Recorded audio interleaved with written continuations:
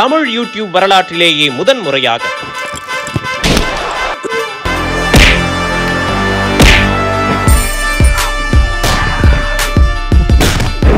Social மீடியாக்களில் கலக்கிக் கொண்டிருக்கும் 15க்கும் மேற்பட்ட காமெடி பிரபலங்களை வைத்து நடத்தப்பட்ட பிரம்மாண்டமான ரெஸ்லிங் காமெடி ஷோ.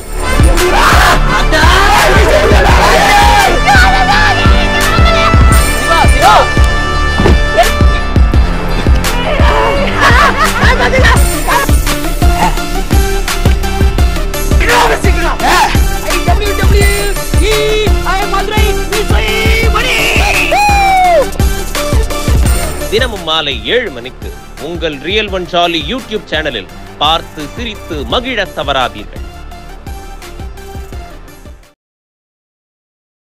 அதான் பெண்கள் கிட்ட காசு வாங்காம அந்த காசை ஆண்கள் கிட்ட சேர்த்து வாங்கிக்கிறது. அப்படி வேணா எடுத்துக்கலாமா? நாம இதுதான் நடந்திருக்கு. திட்டம் என்பது என்ன, ஒரு அரசின் வேலை என்பது என்ன என்ற பார்த்தீங்கன்னா, 10 ரூபாய் டிக்கெட் வாங்க முடியாத அளவுக்கு நீங்கள் பெண்களை நிலைமையை ரொம்ப மோசமாக வச்சிருக்கிறீங்கன்னு தான் நான் பார்க்குறேன் இந்த பார்வையை. பெண்களுக்கான கல்வி அறிவை இன்னும் கொஞ்சம் அதிகமாக கொடுங்க, அது பண்ணலாம். பெண்களுக்கு எதிரான குற்றங்களை குறையுங்க. நமக்கு தேவையான தண்ணீரை கொடுக்கல, ஆனால் 10 ரூபாய் டிக்கெட்டை கொடுக்குறீங்க, இது ஒன்று. இரண்டாவது, நீங்கள் சொன்னீங்க இது காலை உணவு திட்டம். காலை உணவு திட்டம்ன்றது எப்பயோ வந்தது. அது போன ஆட்சியில் அவங்க வெளியில் வேற ஒரு ஆள்கிட்ட கொடுத்துருந்தாங்க. ஒரு நல்ல ஒரு என்ஜிஓட்ட சாப்பாடு கொடுக்க சொல்லி காலை உணவு திட்டத்துக்கு பேசி எல்லாமே முடிச்சிருந்தாங்க. இந்த ஆட்சி வந்ததும் அதை ரத்து செய்து விட்டு இவர்களே கொடுக்குறேன்னு சொல்லிட்டு மோசமான உணவை கொடுப்பதாக புகார் எழுந்து கொண்டிருக்கிறது. இது ஒரு இடத்துல நீங்க இதை பார்த்தீங்க. ஆனால் இது தமிழ்நாடு ஃபுல்லாவே நடக்குது, நிறைய இடங்கள்ல நடக்குது. பல இடங்கள் காவல்துறையின் உதவியோடு கூட நடக்கிறது. இது பெருசா நம்ம ரகசியமா பேசுறதுக்கு எதுவுமே இல்லை.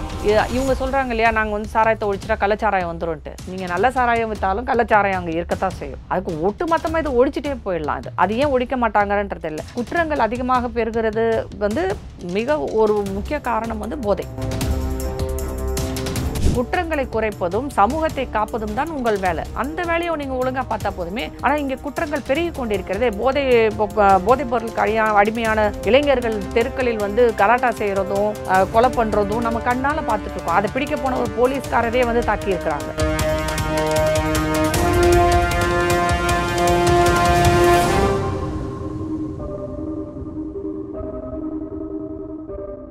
ரியல் ஒன் வாய்ஸ் நேயர்களுக்கு வணக்கம். இன்றைய நேர்காணலுக்காக நம்முடன் இணைகிறார் அரசியல் விமர்சகர் திருமதி ராதா தேவர் அவர்கள். வணக்கம் மேடம். வணக்கம். திமுகவின் 3 ஆண்டுகள் ஆட்சி முடிஞ்சு 4ஆம் ஆண்டு ஆட்சி தொடர்ந்துகிட்டு இருக்கு. இதில் பார்த்தீங்கன்னா திமுக நிறைவேற்றப்பட்ட பல திட்டங்களை பார்த்து மக்கள் முகங்களில் மகிழ்ச்சி பொங்கிட்டு இருக்கு. ஸோ அதுவே இந்த ஆட்சிக்கு சிறந்த சாட்சி அப்படின்னு சொல்லிட்டு ஸ்டாலின் அவர்கள் பேசிட்டு வர்றார். ஒரு பெண்கள் அதிகமாக பெண்கள் பேசிய ஒரு வீடியோவும் வெளியிட்டிருக்காரு. ஒரு பெண்ணை நீங்கள் எப்படி பார்க்குறீங்க மேடம்? இந்த ஆட்சியோட சிறப்பு எப்படி இருக்கு? நீங்கள் சொல்லுங்கள், எது சிறந்த திட்டம்னு எனக்கு நீங்கள் கொஞ்சம் சொன்னால் நல்லாயிருக்கும். ஏதோ ஒரு திட்டம் சொல்லுங்கள், நான் சொல்கிறதுக்கு பதில். மகளிருக்கு 1000 ரூபாய். எனக்கு கிடைக்கல மகளிருக்கு 1000 ரூபாய்லாம். எத்தனை பேர் கிடைச்சிருக்குன்னு சொல்லுங்கள். இப்போ எனக்கு நான் எலிஜிபிள் இல்லை கண்டிப்பாக அந்த 1000 ரூபாய் வாங்குறதுக்கு. இப்போ இவங்க கொடுத்துருக்க அந்த மகளிர் ஒரு 1 லட்சம் எவ்வளோ பேர் கொடுத்துருப்பாங்க? 1 லட்சம் 2 லட்சம் அவ்வளோ பேர் கொடுப்பாங்க. மிச்ச பேரெல்லாம் சரி அந்த 1000 ரூபாய் கொடுத்துருக்கீங்க. என்னென்னலாம் ஏற்றிருக்கீங்க? இன்றைக்கி கரண்ட் பில்லு ஏறி போயிடுச்சு, ப்ராப்பர்ட்டி டேக்ஸ் ஏறி இருக்குது, விலைவாசிகள் எங்கேயோ போய் நிற்குது, பால் விலை ஏறிடுச்சு, டிக்கெட்டு பஸ் டிக்கெட்டு விலை ஏறி இருக்கு. இலவச பேருந்து எல்லாருக்கும் இல்லைல்ல. அப்போ அதாவது பெண்களுக்கு கொடுத்துட்டு ஆண்களை டிக்கெட் காசு கொடுங்கன்னா, அதான் பெண்கள் கிட்ட காசு வாங்காம அந்த காசை ஆண்கள் கிட்ட சேர்த்து வாங்கிக்கிறது. அப்படி வேணா எடுத்துக்கலாமா? நாம இதுதான் நடந்திருக்கு. திட்டம் என்பது என்ன, ஒரு அரசின் வேலை என்பது என்ன என்ற பார்த்தீங்கன்னா, மக்களுக்கு அடிப்படையான சில வசதிகளை செய்து கொடுப்பது, அடிப்படையான உரிமைகளை பேணுவது, இதுதான் செய்யணும். அடிப்படை வசதி அப்படின்னு சொன்னீங்கன்னா சாப்பாடு இருக்கணும், உணவு இருக்கணும். காலை உணவு திட்டம் கேளுங்க, அதை சொல்ல வரேன். உணவு, அடுத்து தண்ணீர் எல்லாருக்கும் கிடைக்கணும், சாலை வசதி இருக்கணும், எல்லாருக்கும் வீடு இருக்கணும், கல்வி வசதி இருக்கணும். இதெல்லாம் தான் நம்ம அடிப்படை வசதிகள் என்றதை சொல்கிறோம். பஸ்ஸில் போகிறது கிடையாது, அதில் அடிப்படை வசதி. அப்போ பஸ்ஸுக்கு காசு கொடுக்க கூட முடியாத அளவுக்கு தான் நீங்கள் பெண்களை வச்சுருக்கீங்கன்றது தான் நான் என்னோட பார்வையாக இருக்கிறது. அவங்களால ஒரு 10 ரூபாய் டிக்கெட்டு கூட வாங்க முடியாதா? 10 ரூபாய் டிக்கெட் வாங்க முடியாத அளவுக்கு நீங்கள் பெண்களை நிலைமையை ரொம்ப மோசமாக வச்சுருக்கிறீங்கன்னு தான் நான் பார்க்குறேன் இந்த பார்வையை. பெண்களுக்கான கல்வி அறிவை இன்னும் கொஞ்சம் அதிகமாக கொடுங்க, அது பண்ணலாம். பெண்களுக்கு எதிரான குற்றங்களை குறையுங்க, பெண்களுக்கு எதிரான வன்முறையை குறைங்க. ஆனால் இவர்களுடைய அமைச்சர் மகனே ஒரு பட்டியலின பையனை கொண்டு வீட்டில் சைல்டு இதே வைக்கக்கூடாது, ஆனால் அதையும் வேலைக்கு வச்சுக்கிட்டு அந்த பொண்ணை நீங்கள் கொடுமைப்படுத்துறீங்க. பெண்களின் நிலைமை இதில் தான் பார்க்கணும். நீங்கள் கொடுக்குற 10 ரூபாய் டிக்கெட்டில் அது 1,00,000 பெண்கள் வேணாலும் வந்து பெனிஃபிட்டாக இருக்கலாம். மற்றவங்களுக்கு அது பெனிஃபிட்டும் கிடையாது. இன்னும் சொல்லப்போனால் அந்த பஸ்ஸில் போகிறதுனால அவங்க வாழ்க்கை தரம் உயர்ந்ததுன்னு இவங்க ஒரு காமெடி பண்ணிகிட்டு இருக்கிறாங்க. எப்படி உயரும் வாழ்க்கை தரம்? உங்களுக்கு வேலையே இல்லை பெண்களுக்கு, அப்புறம் எப்படி உங்களுக்கு வந்து வாழ்க்கை தரம் உயரும்? இன்றைக்கு வந்து பார்த்திங்கன்னா, முதல்ல கோவிட் இருந்தது இவங்க ஆட்சிக்கு வரும்போது. அப்போ வந்து ஒன்றும் பண்ண முடியலன்னு கஷ்டப்பட்டாங்க, காசு இல்லை, கடன்னாங்க. அடுத்தது மழை வெள்ளம் வந்தது, அப்பயும் காசு இல்லை, கடன் அப்படின்னா. இப்போ வெயில் அடிக்குது, இப்பயும் காசு இல்லை, கடனாக இருக்கிறோன்றாங்க. மழையிலையும் உங்கள் தண்ணீரை வந்து சேமிக்க முடியலை, வெயிலையும் தண்ணீரை வந்து கொடுக்க முடியலை. அப்போ அடிப்படை வசதிகள் செய்து கொடுப்பதிலே உங்களுக்கு தகராறாக இருக்கிறது. இன்றைக்கும் வந்து நம்மளுடைய வெள்ளூராக இருக்கட்டும், இங்கே திருவண்ணாமலை, இல்லை கரூர், நாமக்கல், அடுத்து கொஞ்சம் சவுத்து போனீங்கன்னா ராமநாதபுரம், சிவகங்கை, இங்கே எல்லாம் தண்ணீர் பஞ்சம் தலைவிரிச்சு ஆடுது. இப்போ தண்ணீர் வந்து இல்லாமல் வந்து எத்தனையோ கிலோமீட்டர் போயிட்டுருக்காங்க. 15 நாளைக்கு ஒரு முறை, 16 நாள், இப்போ 20 நாளைக்கு ஒரு முறை தண்ணி. ஒவ்வொரு தண்ணி வண்டிக்கு வந்து சென்னையிலே தண்ணி வண்டிக்கு காசு கொடுத்து தானே வாங்கிட்டு இருக்கிறாங்க. இப்போ இதுதான் நிலைமை. அப்போ நீங்கள் கட்டமைப்பை சரியாக்கவில்லைன்றது தானே வந்து நம்ம சொல்ல முடியும். அப்போ நமக்கு தேவையான தண்ணீரை கொடுக்கல, ஆனால் 10 ரூபாய் டிக்கெட்டை கொடுக்குறீங்க. இது ஒன்று. இரண்டாவது, நீங்கள் சொன்னீங்க இது காலை உணவு திட்டம். காலை உணவு திட்டம்ன்றது வந்து எப்பயோ வந்தது. அது போன ஆட்சியில் அவங்க வெளியில் வேற ஒரு ஆள்கிட்ட கொடுத்துருந்தாங்க. ஒரு நல்ல ஒரு என்ஜிஓட்ட சாப்பாடு கொடுக்க சொல்லி காலை உணவு திட்டத்துக்கு பேசி எல்லாமே முடிச்சிருந்தாங்க. இந்த ஆட்சி வந்ததும் அதை ரத்து செய்து விட்டு இவர்களே கொடுக்குறேன்னு சொல்லிட்டு மோசமான உணவை கொடுப்பதாக புகார் எழுந்து கொண்டிருக்கிறது. அந்த திட்டத்தை நான் குறை சொல்ல வரல, ஆனால் நீங்கள் எப்படி இம்ப்ளிமெண்ட் பண்ணியிருக்கீங்க? அப்புறம் இன்னொரு விஷயம், வீடு இல்லாதவர்களுக்கு இந்த ரோட்டோரத்தில் இருக்கிறவங்களுக்குன்னு சொல்லிட்டு சில சென்டர்ஸ் வச்சுருப்பாங்க. அவங்க வந்து வெயில் அதிகமானாலும் மழையானாலும் அங்கே தங்கலான்னு சொல்லிட்டு அதற்கான பணத்தை வந்து மத்திய அரசு தான் கொடுக்குது. இவங்க என்ன பண்ணியிருக்காங்க இந்த வருஷம், அதை எதுவுமே மெயின்டைன் பண்ண முடியல. எல்லாம் சில தனியார் அமைப்புகளிடம் கொடுத்து அவங்களுக்கு இவங்க காசு கொடுக்காம விட்டு அது எல்லாமே க்ளோஸ் ஆகி போயிருக்கு அந்த சென்டர்ஸ். அதனால தான் ரோட்டில் எல்லாருமே படுத்து கிடக்குறாங்க. இப்போ இல்லாட்டி இந்த மாதிரி பிரச்சனை காலங்களில் அந்த சென்டர்ஸ் எதுவுமே உங்களால் பராமரிக்க முடியாமல் வந்த காசு திருப்பி அனுப்பியிருக்காங்க மத்திய அரசுக்கு. அதுக்கப்புறம் நீர்நிலைகள் பாதுகாப்பில் நீங்கள் என்ன பண்ணியிருக்கிறீங்க? நீர்நிலை ஆக்கிரமிப்பு என்பது ரொம்ப மோசமான நிலைமையில் போயிட்டுருக்கு. இதே சென்னையில் இருந்த ஏரிகள், குளங்கள், குட்டைகள் எல்லாம் போயிட்டு எல்லாமே ஆக்கிரமிப்பில் போயிட்டுருக்குது. அடுத்து நான் இன்னொரு விஷயம் என்ன சொல்ல வரேன்னா, வேலை வாய்ப்புக்காக நீங்கள் என்னெல்லாம் பண்ணியிருக்கீங்க? எத்தனை இண்டஸ்ட்ரீஸ், எத்தனை கம்பெனிஸ், எவ்வளோ வேலை வாய்ப்புகள் இளைஞர்களுக்கு உண்டாக்கியிருக்கீங்க? அதை நம்ம பார்க்க வேண்டியது இருக்குது. சென்னையில் ரொம்ப கம்மியாக இருக்குது. நீங்கள் பக்கத்தில் இருக்க கர்நாடகா மாநிலத்தை நம்ம கம்பேர் பண்ணிக்கிட்டால் கர்நாடகத்தில் இருக்கும் வேலைவாய்ப்பு நமக்கு இங்கே இல்லை. பெங்களூரில் கிடைக்கிறது இங்கே சென்னையில் கிடைக்கல வேலைவாய்ப்புகள். அடுத்தது வந்து இப்போ வந்து பார்த்திங்கன்னா சாலை வசதி நேஷனல் ஹைவே போடுறாங்க. உங்களுடையது என்ன? உங்களுடைய கட்டமைப்பு என்ன பண்ணியிருக்கிறீங்க? எதுவுமே கிடையாது. அதுக்கப்புறம் வந்து இப்போ கல்வியை எடுத்துக்கிட்டால் கூட ஸ்டேட் எஜுகேஷன் பாலிசி கொண்டு வர போகிறதா சொல்லி 3 வருஷம் ஆயிடுச்சு. இன்றைக்கி வரைக்கும் அது என்ன ஆச்சுன்னு கூட தெரியலை. அது வந்து என்ன மாதிரி நீட்டை ஒழிப்போன்னு சொன்னாங்க. நீட் ஒழிச்ச மாதிரி எனக்கு தெரியலை. அது அதிகரித்து கொண்டு தான் இருக்குது. நிறைய பேரோட எத்தனை பேர் எக்ஸாம் எழுதுகிறாங்க எண்ணிக்கையை பார்த்தீங்கன்னா வருடம் அதிகமாகி கொண்டு தான் போயிருக்குது. நீங்கள் சொல்ல வர்றது ஒன்று இந்த 1000 ரூபாய் தான். இதை தவிர உங்களுடைய திட்டமாக பெரும்பாலான மக்களுக்கு 8 கோடி பேர் இருக்கோம் தமிழ்நாட்டில், 8 கோடி பேருக்கும் என்ன நன்மை கொண்டு வந்தது? அப்படி ஏதாவது ஒரு திட்டம் சொன்னால் சந்தோஷமாக இவங்க 4 வருஷமும் இவங்க பண்ணது எல்லாமே நம்ம ஏற்றுக்கலாம். அப்படி எதுவும் இருக்கிற மாதிரி எனக்கு தெரியலை. திருப்பி இந்த 1000 ரூபாய்க்குள்ளே தான் அவங்க போய் ஒழிஞ்சிக்கிறாங்களே தவிர மற்ற வேறு எதுவுமே தெரியல. டாஸ்மாகை ஒழிக்க முடியலை. டாஸ்மாகால் வந்து போதை இந்த குடிமகன்கள் அதிகமாகிட்டு இருக்கிறாங்க. அதனால் வீட்டில் பிரச்சனை தான் அதிகமாகிட்டு இருக்கு. போதைப் பொருள் நடமாட்டம் ஏகப்பட்டது சீஸ் பண்ணியிருக்கிறோம். அப்போ போதைப்பொருள் நடமாட்டத்தினால வந்து பல குடும்பங்கள் சீரழிந்து கொண்டு இருக்கிறது. இது மாதிரி நிறைய பிரச்சனைகள் நிறையா இருக்குது. இதை எதுவுமே சரி பண்ணாமல் 1000 ரூபாய் கொடுத்ததை மட்டுமே வச்சு இவங்க பேசிகிட்டு இருக்கிறதுன்றது என்னால் எப்படி ஏற்றுக்க முடியும்னு தெரியல. பெண்களின் நிலைமை ரொம்ப கவலைக்கிடமாக இருக்குது தமிழகத்தை பொறுத்தவரை. அதை நான் பதிவு செய்யவே விரும்புகிறேன். இவங்க கனிமொழி அம்மா சொன்னதே தான், விதவைகள் அதிகமாகிட்டு இருக்காங்க. அப்புறம் போதையால் பாதிக்கப்பட்ட குடும்பங்களின் பெண்களின் நிலைமை மோசமாக இருக்கிறது. பெண்களுக்கு பாதுகாப்பு இல்லாத ஒரு நிலைமை இருக்கிறது. முன்னாடி மாதிரி இல்லை இப்போ. அதே மாதிரி பெண்களுக்கான வேலை வாய்ப்பு வந்து சரியாக இல்லை. அதே மாதிரி பெண்களுக்கு கொடுக்கப்படும் கூலியில் வந்து வித்தியாசம் இருக்குது. ஆண்களுக்கு அதிகமாகவும் பெண்களுக்கு குறைவாகவும் இருக்கிறது. அது மாதிரி நிறைய விஷயங்கள் நான் சொல்லிகிட்டே போகலாம். அதனால் வந்து பெண்களின் நிலைமையும் இங்கே சரியாக இல்லைன்னு தான் தோணுது. இப்போ பார்த்தீங்கன்னா இளைஞர்களுக்கு, அதாவது கல்லூரி படிப்பு தொடங்கக்கூடிய இளைஞர்களுக்கு மாதந்தோறும் தமிழ் புதல்வன் திட்டத்தின் கீழே ஜூலை மாதம் 1000 ரூபாய் கொடுக்க போகிறோன்னு சொல்லிட்டு அடுத்து சிவதாஸ் மீனா படிச்சிருக்காரு. இதுக்காக முதற்கட்டமாக 330 கோடி ஒதுக்கியிருக்காங்க 3 லட்சம் மாணவர்களுக்கு. யார் அந்த மாணவர்களுக்குன்னு ஒரு வரையறை கொடுத்துருப்பாங்க. கண்டிப்பாக இல்லையா? அரசு பள்ளியில் படித்த அரசு பள்ளியில் படித்த ஏற்கனவே ஒரு 10 ரிசர்வேஷன் நமக்கு உண்டு. அரசு பள்ளியில் படித்தவர்களுக்கு மருத்துவத்தில் வந்து போன ஆட்சியில் வந்து ரிசர்வேஷன் கொடுத்துருக்காங்க. அதனால் பயனடைந்த மாணவர்கள் நிறைய பேர் இருக்காங்க. இப்போ இவங்க வந்து மாதம் 1000 ரூபாய் ஏற்கனவே வந்து அரசு பள்ளியில் படிப்பவர்களுக்கு ஜாதி வாரியாக நமக்கு வந்து ஸ்காலர்ஷிப் உண்டு. இப்போ எஸ்சி எஸ்டியாக இருக்கட்டும், இல்லை பிசியாக இருக்கட்டும், அவங்களுக்குன்றது சில ஸ்காலர்ஷிப் ஸ்கீம்ஸ் எல்லாமே ஏற்கனவே இருக்குது. அது எதுவுமே வந்து சரியாக இம்ப்ளிமெண்ட் பண்ணலை இங்கே. அது எதுவும் சரியாக மாணவர்களே குறிப்பாக பட்டியலின மக்களுக்கு வந்து அவர்களுக்கு கிடைக்க வேண்டிய அந்த உதவித்தொகை என்பது சரியாக போய் சேரலை. அதை நீங்கள் டேட்டா எடுத்து பார்த்தாலும் தெரியும், இல்லை அந்த மாணவர்களிடம் பேசினாலும் தெரியும். அரசு பள்ளியில் படித்தா தான் நீங்கள் கிடைக்கும் அப்படின்னா எத்தனை பேர் இங்கே அரசு பள்ளியில் கொண்டு போய் சேர்க்குறாங்க? இங்கே நிறைய பேர் வந்து பார்த்திங்கன்னா தனியார் பள்ளியில் தான் வந்து பட்டியலினத்தை சேர்ந்தவர்களும் சேர்க்குறாங்க. ஏன்னா எப்படியாவது நம்ம குழந்தை நல்லா படிக்கட்டுமே அப்படின்றத. ஏன்னா அரசு பள்ளிகளின் தரம் அப்படி இருக்குது. இன்னொரு விஷயமும் சொல்ல விரும்புகிறேன். பட்டியலின மாணவர்களும் சரி, பிற்படுத்தப்பட்ட மாணவர்களுக்கும் தனியாக ஹாஸ்டல் வசதிகள் உண்டு. அது முன்னாடி காமராஜர் காலத்திலேருந்து கொண்டு வந்த ஒரு திட்டம் தான் அது. அந்த விடுதிகளை போய் பார்த்தால் நமக்கு கண்ணீரே வரும். எந்த அடிப்படை வசதியும் அவர்களுக்கு கிடையாது. அவர்கள் வந்து கிராமங்களில் இருந்தோ இல்லை பல இடங்கள்ல இருந்தோ வந்து இங்கே தங்கி அவங்க படிக்கணும். அங்கே எந்த வசதியும் கிடையாது. பல குற்றங்களுக்கு துணை போகிற மாதிரி அங்கே இருக்குது. அரசியல் நிறையா நடக்குது. இந்த மாணவர்கள் படித்து ஒழுங்காக வருவதற்கான எந்த வசதியுமே அங்கே கிடையாது. இதெல்லாம் ஏன் நீங்கள் சரி பண்ண மாட்டேன்றீங்க? புதுசாக காசை கொடுக்குறீங்களே தவிர இதெல்லாம் அடிப்படையாக இருக்கிற சில விஷயங்கள். அரசு பள்ளிகளில் கழிவறைகள் எந்த மாதிரி இருக்குது? இப்போ சமீபத்தில் கூட ஒரு கழிவறையை வந்து பட்டியலின மாணவியை வச்சு கழுவ சொன்னாங்க ஆசிரியர், அப்படிங்கிற நிலைமை தானே இருக்குது. இதெல்லாத்தையும் சரி பண்ணிவிட்டு நீங்கள் அப்புறமா என்ன வேணாலும் கொடுங்க.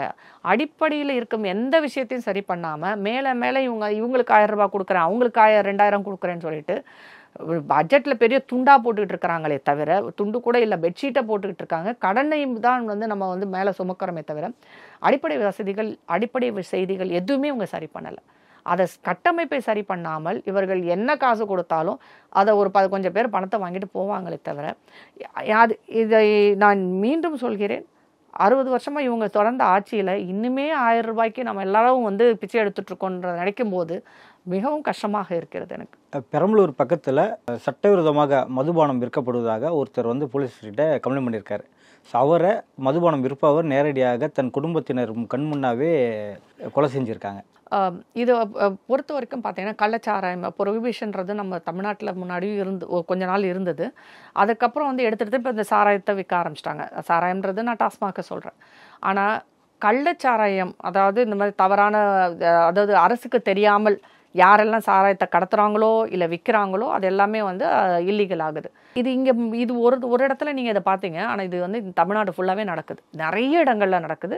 பல இடங்கள் காவல்துறையின் உதவியோடு கூட நடக்கிறது. இது வந்து பெருசாக நம்ம ரகசியமாக பேசுகிறதுக்கு எதுவுமே இல்லை.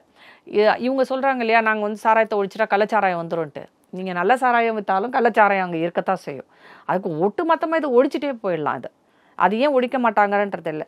குற்றங்கள் அதிகமாக பெறுகிறது வந்து மிக ஒரு முக்கிய காரணம் வந்து போதை.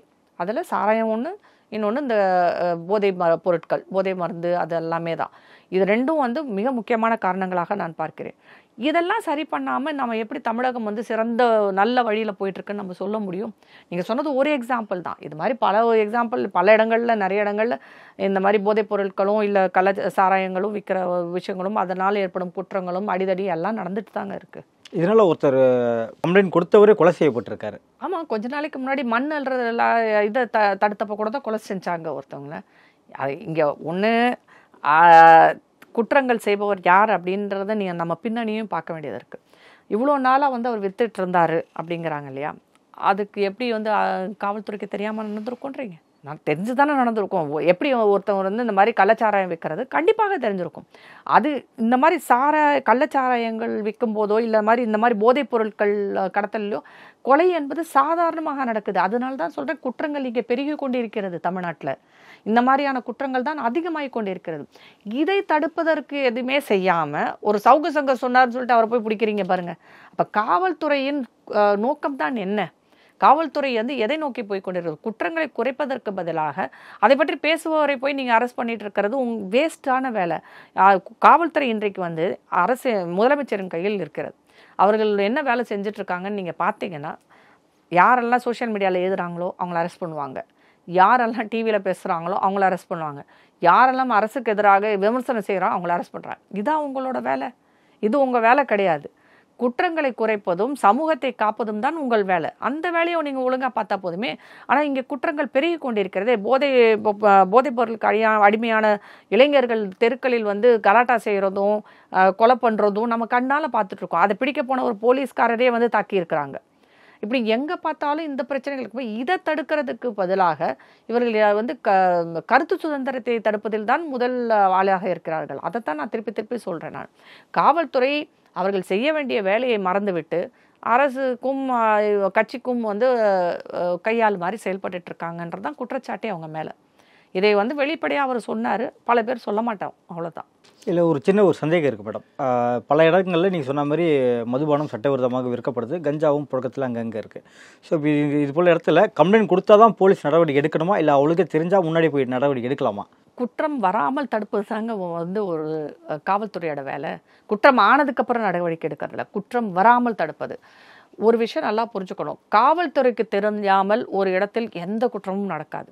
அது எந்த விதமான குற்றமாக இருந்தாலும் சரி, அவங்களுக்கு தெரியாமல் இருக்க போவதே இல்லை. அவங்க கண்டிப்பாக தெரிஞ்சிருக்கும், அங்கே இருக்கும் குற்றவாளிகளும் தெரிஞ்சிருக்கும். போதைப் பொருளோ இல்லை இந்த மாதிரி கள்ளச்சாராயமோ இல்லை இந்த மாதிரி தவறான முறையில் விற்கிறதோ அவங்க தடுக்கணும். அதுக்கு என்னென்னா யாரெல்லாம் சஸ்பெக்டாக இருக்கவங்க அவங்களெல்லாம் பிடித்து வைக்கணும், மிரட்டணும். காவல்துறை மேல் ஒரு பயம் இருந்தால்தான் மக்கள் குற்றங்களை செய்யாமல் இருப்பார்கள். இங்கே காவல்துறை மேலே யாருக்கு பயம் இருக்குது? இங்கே யாருக்கும் எந்த பயமும் இல்லை. காவல்துறை தான் அன்பாக இருக்கணும்னு நான் அந்த கருத்திலிருந்தே வேறுபடுகிறேன். அன்பாக வந்தெல்லாம் இங்கே யாரையும் அடக்க முடியாது. இந்த சமூகம் என்பது வெறும் நல்லவர்களால் மட்டும் கட்டமைக்கப்பட்டதில்லை, பலதரப்பட்ட மக்களால் கட்டப்பை. நிறைய பேர் சூழ்நிலை இல்லாதனால தான் தப்பு செய்யாமல் இருக்காங்க. சூழ்நிலை இருந்ததுன்னா எல்லாருமே தப்பு செய்வாங்க. அந்த மாதிரி ஆளுங்க தான் நம்ம சமூகத்தில் அதிகம். அப்படி இருக்கும்போது காவல்துறையின் வேலை குற்றங்கள் வராமல் தடுப்பது தான் அவர்களுடைய முதல் வேலை. அதை வந்து இவங்க செய்ய தவறுறாங்க. அதுக்கப்புறம் தான் குற்றம் நடக்குது. சரி, குற்றம் நடந்ததுக்கப்புறமா அதை குறைக்கவோ தடுக்கவோ உங்களுடைய முயற்சி என்ன அப்படின்றத பார்க்கணும். அப்படி பார்த்தா எந்த முயற்சியும் கிடையாது. நிறைய காவல் நிலையங்கள் அவங்கள மட்டும் சொல்லி குறையில்லைங்க, நம்ம வந்து சொல்லிட்டு இருக்க முடியாது. ஏன்னா நிறைய காவல் நிலையங்கள் ஆள் பற்றாக்குறை இருக்குது, காவலர்கள் இல்லை. அவங்களுக்கு வேலைப்பழுவு அதிகமாயிட்டு இருக்கு. அவங்க 8 மணி நேரத்துக்கு மேலே வேலை பார்க்குறாங்க. அப்படி அவங்க எப்படி ஒழுங்காக வேலை பார்ப்பாங்க? அதே மாதிரி நிறைய பேர் வேலை பார்க்குறவங்களுக்கு வந்து அவர்களுடைய சம்பளம் பத்தலை, அவங்களுக்கான வசதிகள் சரியாக செய்து தரப்படவில்லை அப்படின்னு காவலர்களுக்குன்னு அவங்களோட குறைகள்னு நிறையவே இருக்குது. அதனால் வந்து இந்த மாதிரி குற்றங்களை தடுப்பதற்கான வசதி இல்லாமல் அவர்களும் வந்து திண்டாடி கொண்டிருக்கிறார்கள் என்பதுதான் என்னுடைய கருத்து. இப்போ சென்னையில் 5 வயது சிறுமியை ராட்வீலர் நாய் வந்து கடித்து கொதறி இருக்குது. ஸோ இதுக்கான கட்டுப்பாடுகள் என்னென்ன மாநகராட்சி வந்து பண்ணணும் மேடம்? முதல்ல ஃபஸ்ட்டு லைசன்ஸு ஒன்று இருக்குது. இந்த மாதிரி பெட்டு வச்சுக்கணும்னாலே நம்ம ஒரு லைசன்ஸ் கண்டிப்பாக வாங்க வேண்டிய அவசியம் ஒன்று இருக்கிறது. அது நிறைய பேரும் நம்ம செய்கிறது கிடையாது. எப்பயும் போல் நம்ம ஊரில் சட்டம் இருந்தாலே அதை மீறுவதற்கான இல்லை சட்டத்தை கண்டுக்க மாட்டோம். அது மாநகராட்சி வந்து இது வந்து ஒரு சென்சஸ் மாதிரி எடுத்து யாரெல்லாம் பெட்டு வச்சுருக்காங்க அவங்க எல்லாரும் கண்டிப்பாக பதியணும். அப்படி பதியாதவங்க மேலே நடவடிக்கை எடுக்கும். இதை கண்டிப்பாக இது ஒரு உறுதியாக செய்தால்தான் இதை வந்து செய்ய முடியும். ஒன்று, நிறைய நாய்களில் நிறைய வகைகள் வந்து வளர்க்கக்கூடாதுன்ற சட்டமும் இருக்குது. ஆனால் அதையும் மாரி தான் இதில் என்னென்னா மெயினாக அந்த பீட்டா அமைப்பு, அந்த ப்ளூ கிராஸ் இவங்களெல்லாம் பற்றி நான் பேச வேண்டியிருக்கு. இவர்கள் எல்லாருமே வந்து பார்த்திங்கன்னா பீட்டா குறிப்பாக இந்த நாட்டுக்கு எதிராக என்னெல்லாம் செய்ய முடியுமோ அதெல்லாமே அவங்க செய்வாங்க. பல அவர்களுக்கான கைக்கூலிகள்னு இந்தியாவில் இருக்காங்க, தமிழ்நாட்டிலையும் இருக்கிறாங்க. அவங்களுக்காக தான் வேலை பார்ப்பாங்க. நீங்கள் நம்ம வீட்டில் வளர்க்குற நாயும் சரி, அடுத்து ரோட்டில் தெரிகிற நாயும் சரி, இது ரோட்டில் தெரிகிற நாய்க்கு நிறைய பேர் சாப்பாடு கொண்டு போய் வச்சு அதை பாதுகாக்கிற மாதிரியெல்லாம் பேசுகிறாங்க. அது தவறான ஒரு விஷயம். ஏன்னா இதெல்லாம் மிருகங்கள், அவர்களுடைய தன்மை எப்படி மாறும்னு சொல்ல முடியாது. உங்களுக்கு வந்து நாய்க்கடியால் எவ்வளோ பேர் வந்து தமிழ்நாட்டில் இந்தியா ஃபுல்லாக பார்த்தீங்கன்னா ஒரு 27 லட்சம் பேர் வந்து இதால் பாதிக்கப்பட்டிருக்காங்க. நம்ம தமிழ்நாட்டிலே ஒரு கிட்டத்தட்ட 1 லட்சம் பேர் நாய்க்கடியால் 23 இந்த வருஷம் மட்டுமே 23ல் மட்டுமே பாதிக்கப்பட்டிருக்காங்க. இதில் இறந்தவர்களும் உண்டு. அதிகமாக பாதிக்கப்பட்டவர்கள் குழந்தைகள். நீங்கள் எவ்வளோ நேரம் அந்த நாயை வந்து நீங்கள் பார்த்துட்டே இருக்க முடியும், இல்லை பராமரிக்க முடியும்? முதல்ல ஃபஸ்ட்டு இந்த நாய்களுக்கு எல்லாமே வந்து தெருவில் தெரிகிற நாய்களுக்கு ஊசி கண்டிப்பாக போட்டு நான் மாநகராட்சியோட வேலை என்னென்னா அதை கவனிக்க வேண்டியதுதான். கொஞ்சம் அதோட பிஹேவியரில் டிஃப்ரென்ஸ் இருந்தாலுமே அதை வந்து கொண்டு போய் என்ன செய்யணுமோ அதை செஞ்சுக்கோங்க. ஆனால் வந்து கண்டிப்பாக ரோட்டில் இருக்கக்கூடாது. எப்படி நம்ம திருட்டு பசங்களை ரோட்டில் விட முடியாதோ அப்படி தான் அது திருடனாவது வந்து திருடிட்டாவது போகணும். இதுங்க வந்து கடிச்சதுன்னா ராபிஸ்னால அது வந்து இறந்து போகிற நிலைமைக்கு போய்டும். இந்த பர்டிகுலர் கேஸில் பார்த்தீங்கன்னா அந்த ஓனர் நிறைய பேர் வீட்டில் வந்து இந்த ராட் வீலர் இந்த மாதிரி, அதுவும் நம்ம ஊர் நாய் கூட கிடையாது, வெளிநாட்டு நாய்களை வந்து பெருசாக பேசிட்டு, இந்த கிரெடன் இருக்குது, சில நாய்கள்லாம் இருக்குது, கொஞ்சம் ஃபெரோஷியஸான நாய்கள், அதை வீட்டில் வச்சு வளர்க்கணும்னு பார்க்குறாங்க. அதை அவங்களாலே கண்ட்ரோல் பண்ண முடியாது. அப்போ இவங்க கண்ட்ரோல் பண்ண முடியாதவங்க எதுக்கு அந்த நாயை வளர்க்கணும்? அதுக்கு சப்போர்ட்டாக வேறு அமைப்புகளை வந்து கொண்டு வராங்க. ப்ளூ கிராஸை கொண்டு வராங்க, பீட்டாவை கொண்டு வராங்க. இது என்னமோ முதல்ல மனுஷங்களை வந்து பாதுகாக்கிறதுக்கு இங்கே நிறைய விஷயங்கள் நடக்கலை. எவ்வளோ மனிதர்கள் வந்து ஒரு வேளை சாப்பாட்டுக்கே கஷ்டப்பட்டுட்டு இருக்கும்போது இவங்க நாய்களுக்காக போராடிக்கிட்டு இருப்பாங்க இவங்க. அதனால் மாநகராட்சி கடுமையான நடவடிக்கை எடுக்க வேண்டும். அது எத்தனை பேர் வந்து இந்த மாதிரி நாய்கள் வளர்க்குறாங்க, என்ன மாதிரி நாய்கள் வளர்க்குறாங்கன்றத ரெஜிஸ்டர் பண்ணணும். அப்புறம் அவங்கள மாதம் மாதம் அதை அப்டேட் பண்ண சொல்லுங்கள். என்ன கேட்டால் ஒரு வரி கூட போடலாம், டேக்ஸ் கூட போடலாம் இவங்களுக்கெல்லாம். இந்த நாய் வளர்க்குறியா, அந்த நாய்களின் தன்மை அதோட விலைக்கு தகுந்த மாதிரி நீங்கள் வந்து டேக்ஸ் வருஷத்துக்கு ஒரு தடவை கட்டுங்க அப்படின்னு சொல்ல கூட போடலாம். அப்போ அந்த பணத்தை வைத்து அந்த நாய் கடியால் யாராவது பாதிக்கப்பட்டிருந்தால் அவங்களுக்கு அந்த பணத்தை கொடுத்து அவங்களுக்கு சிகிச்சைக்கு கூட உதவி செய்யலாம். கண்டிப்பாக இது வந்து இந்த நாய் கடி என்பது மிக மோசமான நிலைமையை நோக்கி போய்கொண்டே இருக்கிறது. இதில் பாவ புண்ணியம் பார்க்குறதுக்கு ஒன்றுமே இல்லை.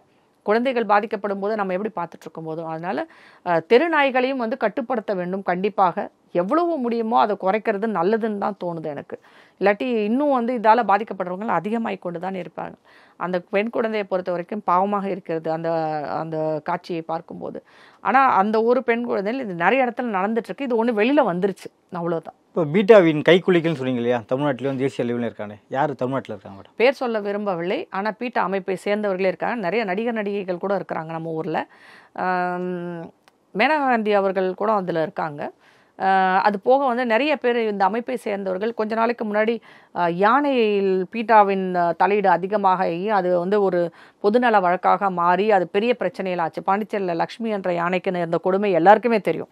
அதுக்கப்புறம் அது இறந்தும் போயிடுச்சு. இப்போ இல்லை, இவர்கள் வந்து இந்த மாதிரி மிருகங்களின் விஷயத்தில் தான் இது ஜல்லிக்கட்டை தடை செய்ததும் பீட்டா அமைப்பு தான் நீங்கள் பார்த்தீங்கன்னா. ஸோ இந்த மாதிரி அமைப்புகள், வெளிநாட்டு அமைப்புகள், வெளிநாட்டினர் கொடுக்கும் அந்த பணத்தினால நடந்து கொண்டிருக்கும் அமைப்புகள் இந்தியாவிற்குள்ள நுழைஞ்சு இங்கே நாம் எப்படி வந்து மிருகங்களை நடத்தணும் அப்படிங்கிறத நமக்கு பாடம் எடுத்துகிட்டு இருப்பாங்க. நமக்கு தெரியாத விஷயம் இல்லை. உள்நாட்டில் இருக்கும் இது எப்படின்னா வெளிநாட்டினர் உள்நாட்டுக்குள் தலையிடுவது. இதற்காக வந்து அவங்கக்கிட்ட காசை வாங்கிக்கிட்டு நாங்கள் வந்து பிராணிகளுக்காக வந்து நாங்கள் குரல் கொடுக்குறோம், நாய்களுக்காக குரல் கொடுக்குறோம் அப்படின்லாம் பேசிட்டு வருவாங்க இவங்க. ஆனால் இவங்க வந்து மனுஷங்களுக்காக என்றைக்குமே குரல் கொடுக்க மாட்டாங்க. இதுக்காகவே அவங்க அவங்களுக்கு வந்து பேமெண்ட் வந்து போகுது. அந்த மாதிரி நிறைய பேர் இருக்காங்க. அவங்க வந்து தெருநாய்களுக்காகலாம் சப்போர்ட் பண்ணிட்டு பேசிக்கிட்டு அதை கொல்லக்கூடாது, அதை வந்து அடிக்கக்கூடாது அப்படிலாம் பேசுகிறாங்க. அது வேலைக்காகாதுங்க. அது பாதுகாப்பு இல்லாத ஒரு சூழ்நிலையில் வந்து எந்த பெற்றோர்கள் தங்கள் குழந்தைகளை பலி கொடுக்க விரும்புவார்கள்? அந்த பெற்றோர்கள் நிலைமையில் இருந்து நம்ம பார்க்க வேண்டியது இருக்கு இல்லையா? நீங்கள் தெருநாய்களை வந்து கண்டிப்பாக ஒழிக்க வேண்டும். அது வந்து இந்த பீட்டா அமைப்பினர் கொடுக்கும் வழக்கை முதல்ல எடுக்கக்கூடாது. அவங்க வந்து இந்த மாதிரியான பொது வழக்குகளை போட்டு தான் நம்மளை நிறைய விஷயங்களில் வந்து நம்மளுக்கு பிரச்சனை பண்ணிகிட்டு இருக்கிறாங்க. அதில் ஒன்று தான் வந்து நான் சொன்ன ஜல்லிக்கட்டு, யானையை வளர்க்கக்கூடாது, யானையை வந்து கோயில்களில் வந்து நிப்பாட்டக்கூடாது அப்படிங்கிறது. அடுத்து இந்த தெருநாய்களை கொல்லக்கூடாது, தெருநாய்களுக்கு கருத்தடை பண்ணக்கூடாது, தெருநாய்களை வந்து எதுவும் பண்ணக்கூடாது, இந்த மாதிரி விஷயங்கள். இதுவும் ஒரு வகையான அந்நிய சக்திகளின் ஊடுருவல் தான் நம்ம நாட்டுக்குள்ள. நடப்பு அரசியல் குறித்து பல்வேறு கருத்துக்களை பிரதிபலிக்க மிக்க நன்றி மேடம். நன்றி.